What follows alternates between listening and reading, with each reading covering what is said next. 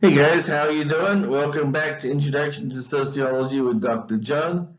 And today we're talking about the field of medicine. How does sociology see the role of medicine in society?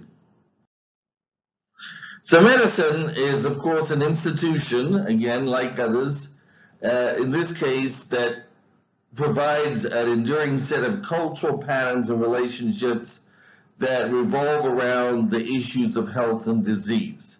So disease is any condition in which an organism does not function properly because of biological causes. So what is the social aspect of that? Well, the social aspect, of course, first of all, do we recognize disease as biological, or do we think of it as the product of witchcraft? So there's a lot of belief systems around disease that can change the way we think about what the solution is to disease. If you think disease is caused by witchcraft, what you need to do is go to a witch doctor and have him wave feathers around your head and things like that. If you think of diseases caused by biology, then you need to study or put research into biology and understand how that works and how that affects the body. Health, of course, as you assume, is a state of well-being, not just the absence of disease per se, but it may include, for example, nutrition and other factors that impact your health, such as getting enough sleep. It could be mental health. It could be also having enough water. So anything that affects the well-being of the body. Now, in the United States, we have, of course, a medical system, we can call it, and there are advantages and disadvantages to this system, and that's what we'll be discussing today. So one thing to point out is that in the U.S. we tend to think of medicine in terms of curing diseases, which is one approach. If you compare that to, for example, promoting health. So the medical system, when you go to a doctor, you go to a hospital, you go because you feel sick and you want them to cure you, as opposed to being part of a system of promoting health and well-being in general. So hospitals tend to focus very intensively on technology and on ways to help people recover from sickness, as opposed to ways of maintaining long-term health. And doctors in the US also tend to think in the same way. So rather than a public health system, we have a sickness cure system. The doctor-patient relationship is also important in terms of the way we tend to look at doctors. A lot of times, people tend to think of doctors like juju men, that they have magic available to them. A lot of people don't understand the science behind medicine, and so either they blindly trust doctors or, contrary-wise, blindly oppose them. Nurses also is another important feature of the American healthcare system, in that nurses are considered inferior to doctors. On the one hand, there's a gender dynamic. Doctors traditionally have been seen as men curing disease, nurses as women taking the caretaking function, taking care of sick people. But another thing about U.S., which we'll definitely be discussing today, is there are a lot of very powerful interest groups. There's a lot of money involved, and this is a big reason why we have a lot of problems with the U.S. healthcare system.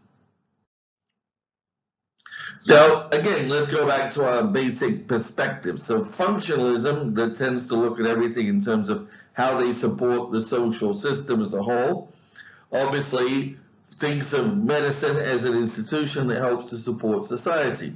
Health is important. It's good to live in a healthy society where people are not getting sick and dying, because of course sickness and death are things that are disruptive to society. Not that they can be entirely avoided, but the more you can avoid them, the better. When you have something, for example, like the Black Plague that killed half the population of Europe in the 1400s, this is something that definitely disrupts society and should be avoided as much as possible. So they see medicine as an institution, therefore a set of practices, a set of roles and statuses focusing on the issue of how to improve health. So it competes, however, to a certain extent with other institutions like religion. In the past, people turned to religion for solutions when they were sick. And many people still do. They may pray when they get sick. But most people go to the doctor if they're sick. Very few people rely exclusively on religion. Another thing that functionalism tends to point out is the fact that sickness is one role within society. So when we become sick, we are expected to behave in certain ways. There are certain appropriate and inappropriate behaviors that we're supposed to maintain. So one is when we're sick, we're expected, particularly if we're very sick, to lie down, to rest, to try to recuperate. In other words, we step outside our normal roles, and being sick becomes, for at least a period of time, our master status. That may be easy to do because when you're in a lot of pain from headaches and fevers and things like that, it's hard to think about anything else, and you just want to, like make me better or kill me now. So the point is, this is actually a social role, and these things are cultural expectations as well as being just biological reactions to the disease. Now, the conflict perspective may agree with parts of this, but they're emphasizing the disequality in society. So, for example, when you look at healthcare, it's the rich or the wealthy, the ruling classes that are going to get better access to healthcare, and they're going to live a longer life. Also, they emphasize the fact that the healthcare system, in the U.S. at least, is a profit-based system.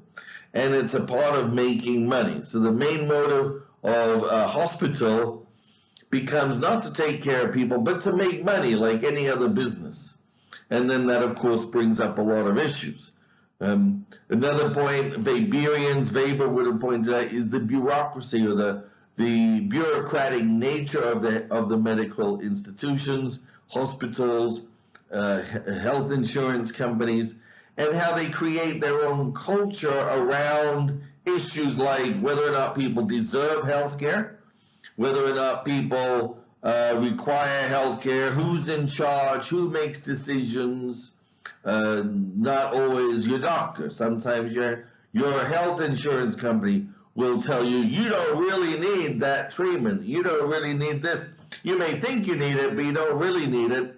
Or at least if you do, pay for it yourself. Interactions perspective focuses more on how, again, sickness is dealt with in terms of the interaction between different social statuses. One is what we think of, again, the symbolic nature of sickness. When you compare between sickness as a result of evil magic or sinfulness, so versus sickness being purely a biological category. Or some types of behaviors have evolved from sickness to deviance and vice versa. So, for example, homosexuality was seen as deviant, and then it was seen as a sickness. Now today we're more likely to see it as normal behavior, just normal behavior. So again, labeling something as sick and saying a certain behavior is sick is a part of a symbolic treatment of different types of behaviors and conditions. So that brings in a lot of different ways in which health what is seen as health can be perceived in different ways. Sickness also as a role, the norms and the values around sickness. What are you expected to do? You're expected to obey your doctor or do what your doctor says. You're not expected to go on with your life as if nothing was happening. Sickness is a type of identity. I'm a sick person, leave me alone. Or I'm sick, I can't control myself. So when you say you're sick, it's like you're giving up control over a certain type of behavior. So again, like I say, when we say mental health is a sickness, then we are saying the behavior carried out by this person is outside that person's control, as opposed to saying that something is simply a crime, a deviant act. So it's a very different type of labeling of sometimes the same behavior. Sickness is a definition. So again, defining somebody as sick, there may be a point at which you're healthy and suddenly you're sick. And then why are you sick? Is it because of sinfulness? In the past, if people were lepers, they were very often shunned. Nobody wanted to deal with them because maybe they would be contaminated by the leprosy, and typically they were considered a punishment by God in many cultures. AIDS, acquired immune deficiency syndrome, which affected many, many different people, but because it was associated with primarily the homosexuality community initially in the United States in the 1980s, a lot of very conservative people said, oh, that's because they're sinners and they deserve it. God is punishing them. And in fact, the Reagan administration slashed funding or would not provide funding for AIDS research, partly because he believed or they believed that this was a punishment for sin as opposed to an ordinary illness. But it turns out that's not true. AIDS, in fact, affects many, many different people. Now, as you probably know, one of the biggest problems in America is the explosion of healthcare costs. And a lot of this has to do with a decision made after World War II in the United States that instead of creating a national healthcare system like European companies did, we were going to rely on employers to pay for health insurance for their employees. And it sounds like a great idea because the employers could then get the lowest possible insurance rate. The employees would be insured. They would then go to the doctor in the hospital. The insurance company would pay for it. Everybody would be happy. But this is the problem. First of all, it only covered people who are actually employed and only for large companies. Small companies couldn't afford or couldn't get these cheap insurance rates. They couldn't afford them. And of course, if you were self-employed or unemployed, you wouldn't get any health care at all. So in addition to that, they had to have health care for poor people to cover the people who were unemployed or couldn't afford insurance by themselves. So the other part of this is that this creates a system in which employers are constantly paying more and more for health insurance until today it's costing about $10,000 per employee to buy good health care coverage for your employees. GM estimated, this is a few years ago, it adds $1,500 to the cost of each car. So how can we compete with other nations when our healthcare system is costing us so much money? What are some of the things? We'll be discussing these more in detail, but basically here are the main reasons why the insurance system creates a lot of problems. First of all, even though it's private sector, this is the problem. There's no real market mechanism. Normally in a marketplace, you as a buyer go and you say, well, I'm going to pick this one, or this one, and you decide based on, quality and price. right? So if you can afford it, you go with higher quality. If you can't, you go with the cheaper model, right? And you hope it's enough. But the problem is, first of all, when you're sick, you don't have time to diddle around, right? So if you've had an accident and you're lying on the street, you don't have time to say, well, who's got the best health care for broken legs, right? You don't know. They're going to take you to the nearest hospital, and they have a monopoly until you're well enough to walk out of the hospital. Secondly, if you have insurance, you have no incentive to bargain, right? You're going to go for the best, because whatever your insurance will cover, you will try to get that maximum, right? That's your incentive, because after all, you're paying, or your employer is paying for healthcare insurance for you, so why should you get the most out of it? Now, not that everybody thinks that way, but the point is, you don't have an incentive to shop around, even when you have the chance to do so. Right? So normally we would go to a doctor who we know locally, who isn't going to charge us too much. But with insurance, what the heck? Let's go for the best specialist. Let's see if we can get an appointment with the most expensive clinic in town. So another factor is technology. I mean, the technology keeps increasing, and it becomes more and more expensive. And now you can do things to save people's lives, which is wonderful, but it costs a lot more money. Finally, healthcare has been successful. People get older, sick people survive, and it costs a lot of money to maintain them. Right? So essentially, the only way of controlling healthcare costs in the system that the U.S. has is that health insurance companies can deny coverage. They can say, no, I'm not going to cover this, I'm not going to cover that. Right? So in reality, the system creates only one solution, which is to try to ration healthcare according to the healthcare policies, the health insurance policies, which involves a huge amount of administration. And that ends up being another huge cost that we pay.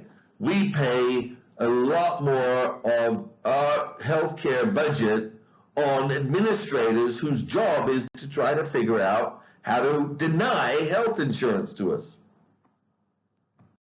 Well, we're going to have to end for right now, right there, and check your companion and do the quiz, and we'll continue with the same topic in our next lecture. Thank you.